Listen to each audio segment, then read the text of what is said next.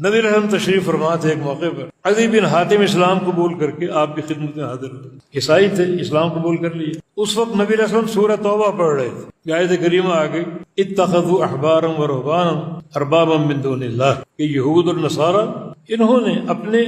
مولویوں کو اپنا رب بنا لیا، مولویوں کو، اپنے احبار اور رہبان کو، اپنے صوفیوں کو،